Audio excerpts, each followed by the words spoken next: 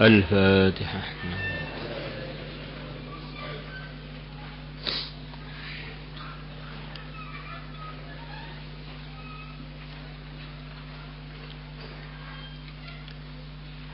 بسم الله الرحمن الرحيم.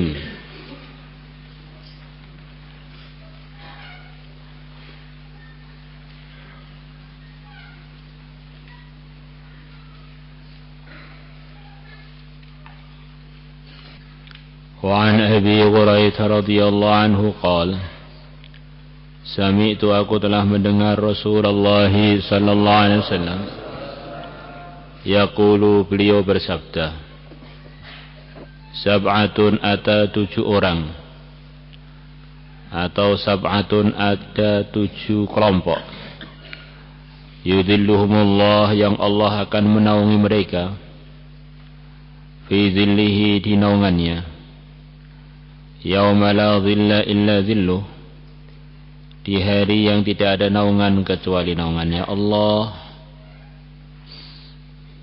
yaitu di hari mahsyar.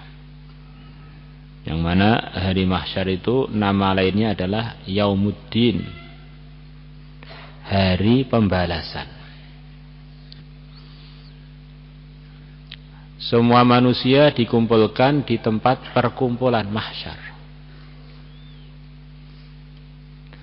Buminya ya bumi yang sekarang kita huni ini, tetapi dirubah suasananya. Yauma tubaddalul ardu ghairal ard, di hari bumi yang sekarang ini diganti oleh Allah dengan selain bumi ini kondisinya. Wassamawatu, dan langit juga dirubah oleh Allah tidak seperti kondisi sekarang. Kalau bumi kondisi sekarang itu namanya darul amal.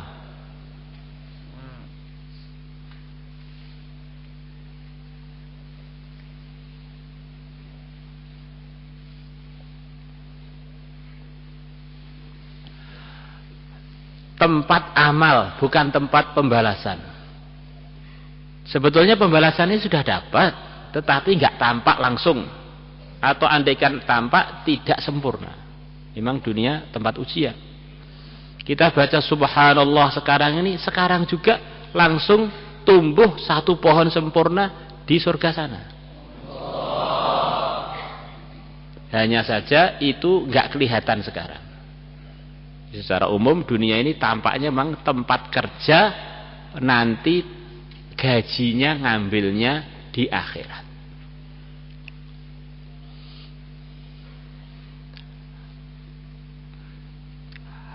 Kalau hari kebangkitan itu adalah kondisi dirinya diganti sesuai amalan masing-masing. Kondisinya orang satu majelis bisa berbeda-beda kondisinya. Satu majelis di padang mahsyar, sebagian suka, sebagian duka, sebagian senang, sebagian sengsara. Seperti kondisi kita di majelis ini, sepertinya sama-sama duduknya amalannya beda. Dan nanti pada hari kiamat gak bisa ditipu, itu tampak beda-beda. Ada yang munawwar, bersinar, wangi. Ada yang baunya bau yang tidak enak. Ada mukanya dirubah dengan muka yang menghinakan, rupa yang begitu hina. Karena amalannya ketika dulu di dunia sama-sama hidupnya di satu kampung, bahkan di satu kelas beda-beda, bahkan di satu masjid beda-beda. Yaumul jaza. Dan kondisi alam waktu itu disesuaikan dengan amalannya per pribadi masing-masing. Kalau kita kesarang di sini ini, kalau kondisinya panas, kepanasan semua, kondisinya dingin, dingin. Sekarang enggak. Sebagian kedinginan, sebagian sangat enjoy, enak, sebagian sangat menderita. Sebagian yang dosanya dikit, tenggelam di keringatnya sampai mata kaki. Di majelis yang sama-sama pada mahsyar.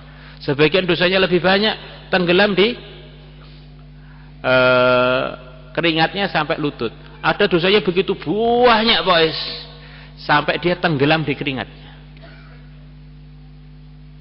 Seperti kita duduk di sini, ada yang wali, ada yang belum, ada yang takwa, ada yang baru belajar, bahkan ada yang bolosan. Kebetulan aja hari ini pas ada di sini.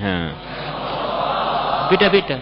Nanti pada waktu yaumul jaza, maliki yaumiddin, yang memiliki, yang menguasai hari pembalasan, itu nanti beda-beda.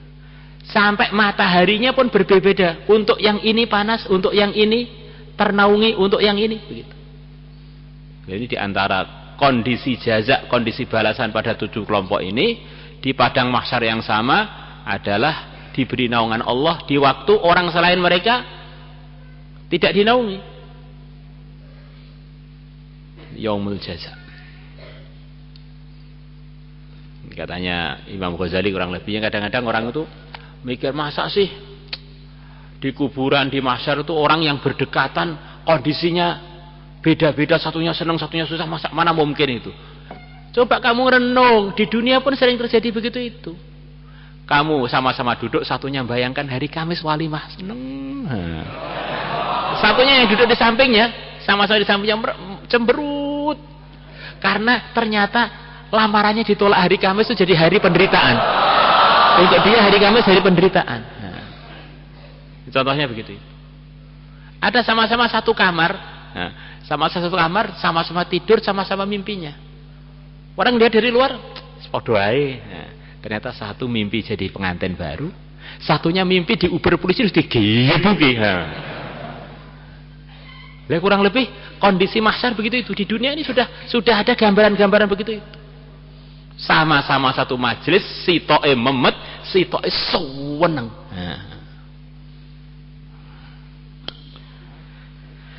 Imamun adilun pertama adalah imam yang adil, pimpinan yang berbuat keadilan. Jadi orang itu kalau jadi pimpinan kok berbuat keadilan tuh masya Allah pahalanya itu mutaati, pahalanya itu dapat dari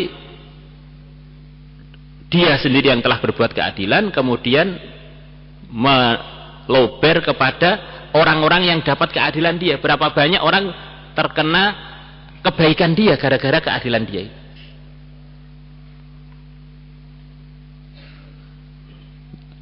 Lah imam tentu saja ada imam minimal, imam sedengan, imam sampai yang di bawahnya sekian banyak orang. Imam yang paling minimal kita ini imam badan kita masing-masing. Kullukum ra'in wa kullukum mas'ulun an ra'iyati. Minimal-minimalnya kita ini adalah imamnya badan kita.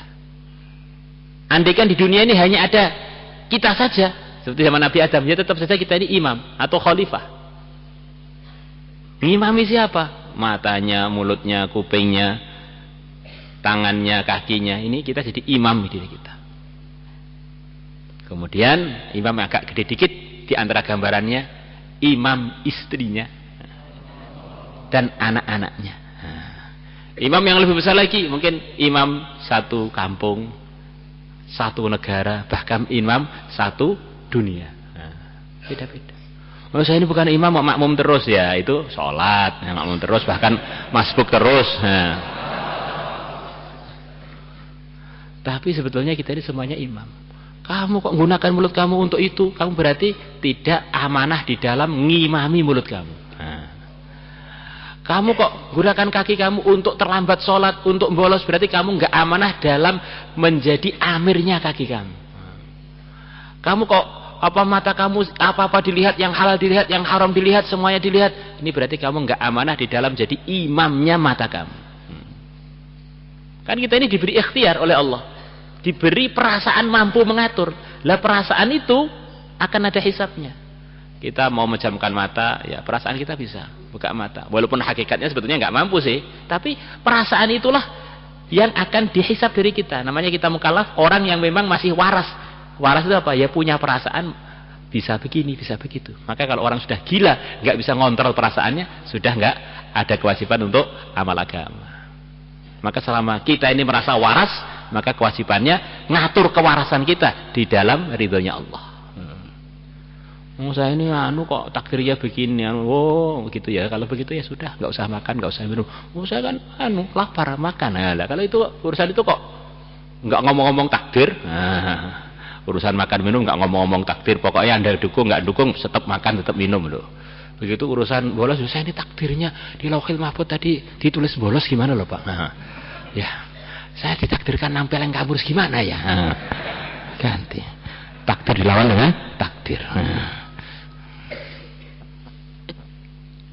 Wasyabun nasya'a fi ibadatillah, dan yang kedua adalah seorang pemuda yang dia tumbuh dalam beribadah kepada Allah.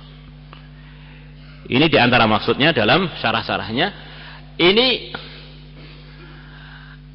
pemuda ini melewati masa mudanya, melewati kehidupannya sama sekali tidak terkontaminasi, tidak terkotori dengan kenakalan kepemudaan, kenakalan remaja. Anggap saja di antara contohnya, kalian datang dari rumah selepas SD. Ya rata-rata umumnya orang SD kan belum nakal. Atau belum kebayang mau nakal. Kemudian masuk pondok. Di pondok lurus sampai tahasus, Masya Allah. Lepas tahasus ngajar. Lepas ngajar nikah. Lepas nikah ketemu Israel. Sampai kuburan. Ini termasuk gambarannya rajulun nasya'a fi ibadatillah begitu itu. Jadi rentetan hidupnya itu sama sekali nggak ada kenakalannya. Maka setan nggak suka kok santri mondok mulai umur SD, lepas SD mondok sampai selesai itu nggak suka. Disimbolos saja, mondok merugikan. Disiplin untuk apa? Masa pemuda nggak pernah merasakan kenakalan? Nikmatnya nakal waktu muda itu. Akhirnya tercopot dari rajulun nasya'a fi ibadatillah. Maka yang berkemungkinan untuk mendapatkan ini ya semua santri yang tertib dapat ini. Kalau di luar pesantren nggak agak sulit, gambarannya sebenarnya agak sulit gitu. Nah, suasana di sekolah bebas, kuliahan bebas agak sulit. Kalau di pesantren mestinya itu potensi untuk mendapatkan ini itu bisa dianggap 100%. Andaikan ada persenan lebih dari 100, ya lebih dari 100 mestinya itu. Sudah suasananya, pelajarannya, teman-temannya, semestinya begitu itu. Maka untuk yang kedua ini semestinya yang hadir putra atau putri ini mudah mendapatkan seharusnya. Warujulun, dan laki-laki qalbu yang hati dia mu'allakun, digantungkan fil masjid, dengan masjid-masjid.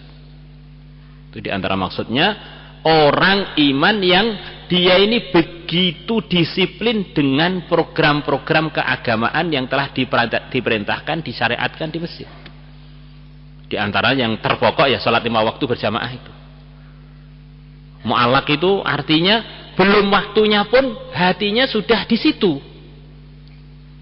Seperti wanya kalian ini kan punya orang tua, punya ibu. Walaupun diterangkil, hatinya itu kan di Flores, hatinya di Jakarta. Walaupun mulai Syawal sudah diterangkil, tapi hatinya itu begitu ada program kepulangan langsung wus hilang semua. Itu qalbuhu mu'allakun bil buyut, itu begitu itu katanya. Badannya di sini, hatinya itu digantung di rumahnya masing-masing. Lalu qalbuhu mu'allakun bil masjid, ini masjid belum azan itu sudah kapan azannya ya? Kapan azannya ya? Nah, gitu. Itu qalbuhu mu'allakun bil masjid maksudnya begitu itu. Hati digantung, yang digantung bukan badannya loh, yang digantung hatinya. Itu hatinya itu di masjid. Begitu ada program masjid gak pernah ketinggalan.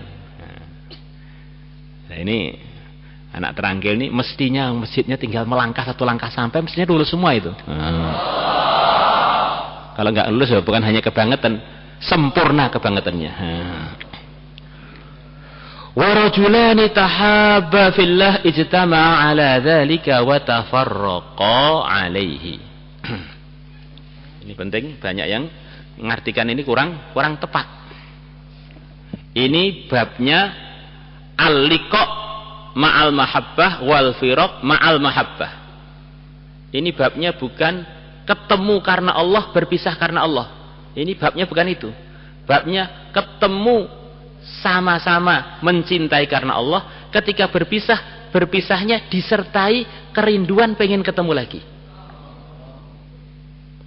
Gambarannya al-liqa ma'al hub wal firaq ma'al hub 'alal hub, itu contohnya pengantin baru.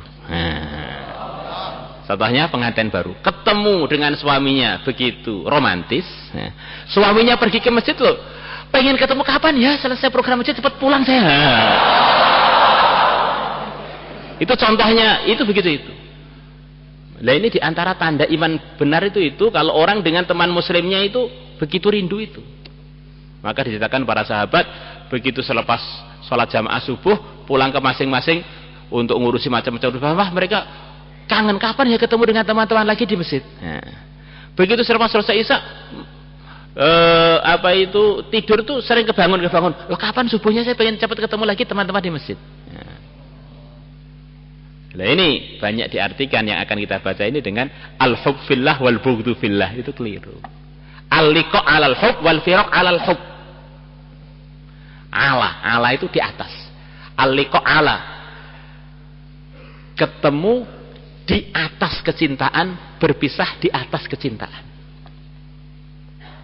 Bukan karena Allah atau bisa karena Allah, kalau itu urusannya ketegasan. Wes siapapun kalau nggak diridhoi Allah saya siap berpisah, siapapun yang diridhoi Allah saya siap, gitu. Itu beda lagi. Ini contoh kerinduan. Paham ya? Ini penting. Wa rajulani tahaba fillah, dan dua laki-laki yang keduanya saling mencintai fillah karena Allah. Saling mencintai karena Allah. Kalau kalian cintai karena Allah, tidak mungkin dibuatkan maksiat. Saya cinta karena Allah, ternyata mengarah nyeleweng itu bukan cinta karena Allah, itu cinta karena nafsu dan sarung.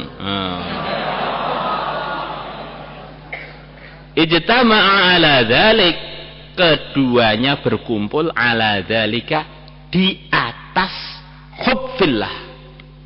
Wa tafarraqa alaihi, dan keduanya berpisah alaihi, di atas hubbillah.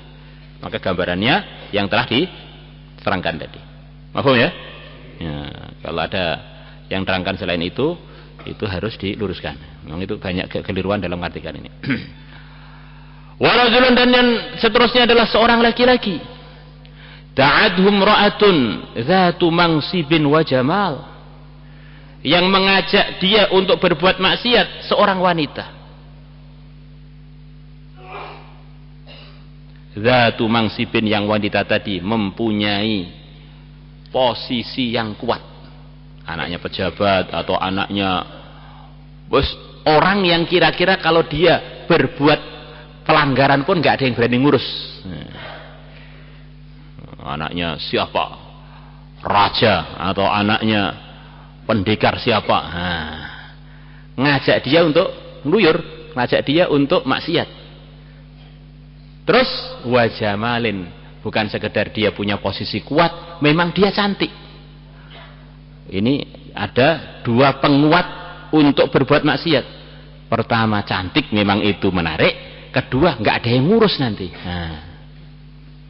Tapi di situ itu tampak mutiara iman dia. Inni akhafullah.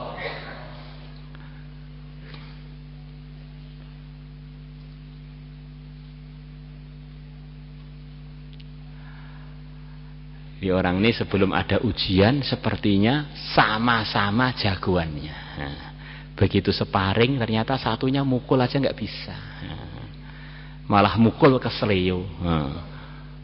Sama-sama sepertinya sama-sama latihannya. Begitu sparring ketahuan yang pendekar itu yang mana.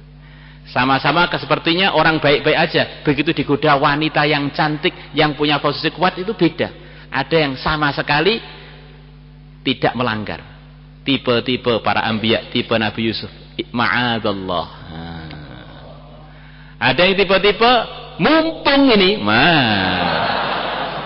saya ini nggak usah digoda, ini sudah goyang-goyang kok digoda, dia langsung terbang, terkam, terjang.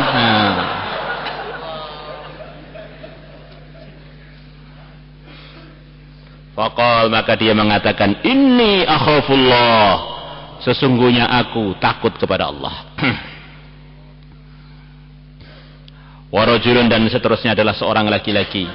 Tasaddaqa bi sadaqatin fa akhfaha, yang dia bersedekah dengan sebuah sedekah fa akhfaha, kemudian dia menyembunyikan sedekah itu. Tidak ingin sedekahnya diketahui oleh siapapun. Saking menyembunyikannya, hatta la ta'lama shimaluhu ma tunfiqu yaminuhu, sehingga tangan kiri dia tidak tahu apa yang diinfakkan oleh tangan kanan dia. Begitu tersembunyinya sedekah dia tadi diungkapkan sampai tangan kiri dia sendiri lo nggak tahu. Masya Allah. Apalagi orang lain yang badan dia aja bagian kiri lo nggak tahu. Ini diantara maksudnya bagaimana kita ini punya amalan, diantaranya amalan sedekah yang memang murni karena Allah, tidak pengen siapapun tahu. Bahkan andaikan tangan kanan dan tangan kiri itu dianggap berpisah dengan badan kita, tangan kiri pun nggak tahu apa yang diinfakkan oleh tangan kanan kita. Begitu tersembunyinya. Kadang-kadang kita ini sedekah belum pernah yang begitu itu, biar antara saya dengan Allah saja. Nah, ini bukan berarti sedekah yang jahriyah, sedekah yang terang-terangan nggak ada pahalanya.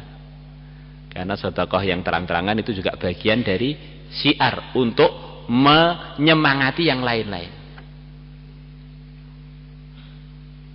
Semuanya, dua-duanya dipuji oleh Allah.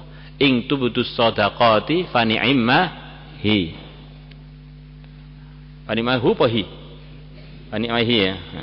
Kalau kalian sedekah dengan terang-terangan, maka itu adalah sebaik-baiknya perkara. Wa in tukhfuha, dan kalau kalian sedekah sembunyi-sembunyi, kalian sembunyikan, waktu tuhal fuqara, dan kalian berikan kepada orang-orang fakir, fahuwa khairul lakum, itu adalah lebih baik bagi kalian.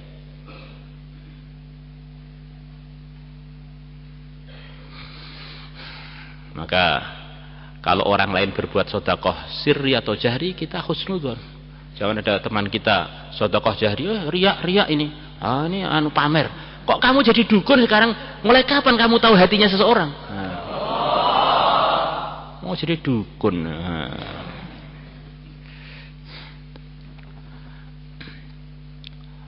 Wa rajulun, dan seorang laki-laki zakarallah khalian, yang dia mengingati Allah khalian, sendirian. Sudah ceritakan kemarin, kita ini siapa toh? Kita ini adalah kita ketika sendirian, itulah kita. Kalau sebelum sendirian, kita ini sering buat drama, drakor, drama Korea.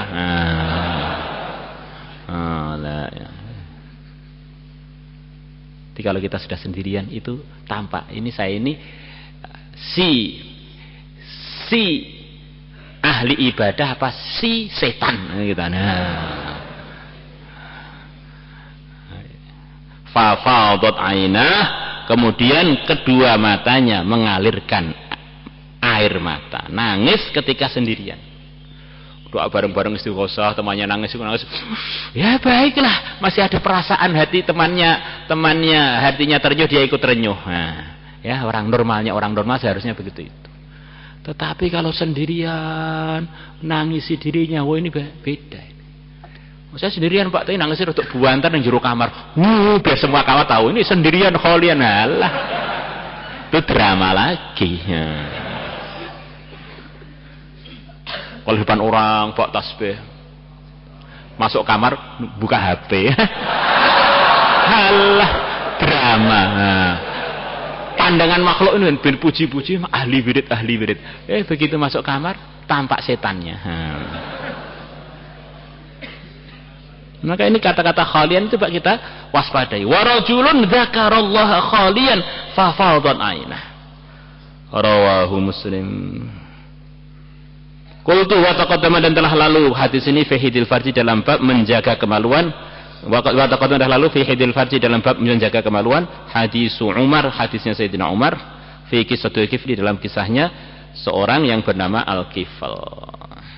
Maulaya salli wa sallim daiman abada ala habibika khair.